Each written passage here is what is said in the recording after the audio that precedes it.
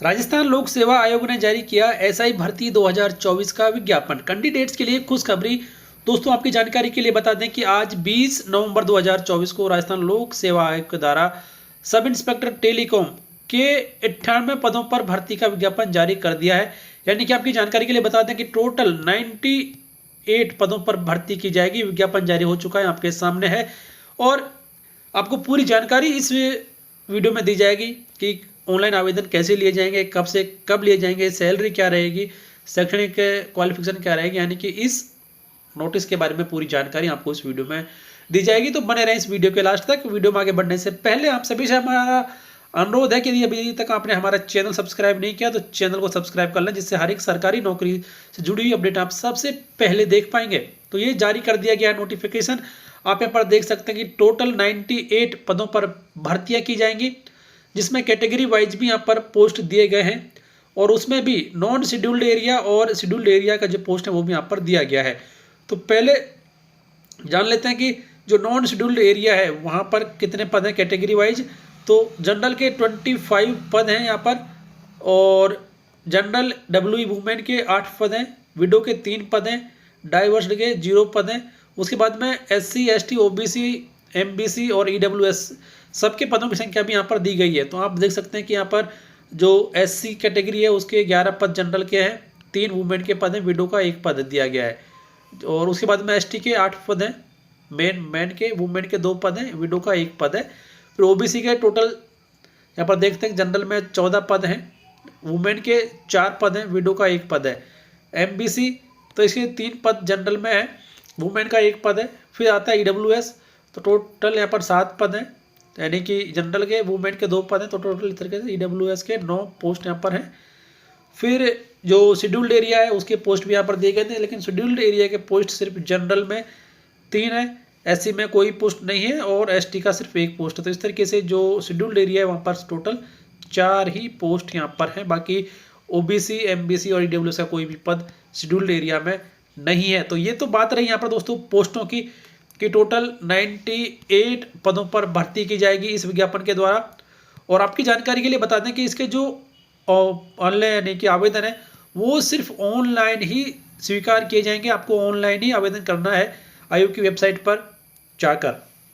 तो आप यहाँ पर देख सकते हैं कि जो ऑनलाइन आवेदन करना यहाँ पर आपको है, तो उससे पहले जान लेते हैं कि जो शैक्षणिक क्वालिफिकेशन क्या रखी गई है उसके बारे में।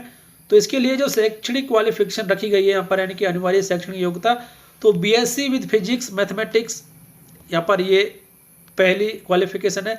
और उसके बाद में working knowledge Hindi written in Devanagari script and knowledge of Rajasthani culture, तो ये 2 शैक्षणिक योग्यताएं यहाँ पे रखी गई हैं।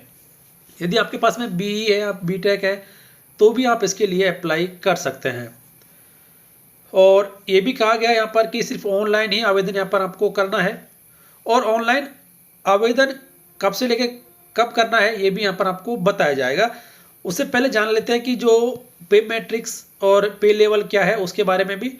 तो यहाँ पर पे मैट्रिक्स इस पोस्ट की जो रखी गई है लेवल 11 यहाँ पर रखी गई है, जिसे आप ग्रेड पे बोल सकते हैं कि 4200 ग्रेड पे में ये भर्ती की जाएगी। लेवल 11 की ये भर्ती रहेगी।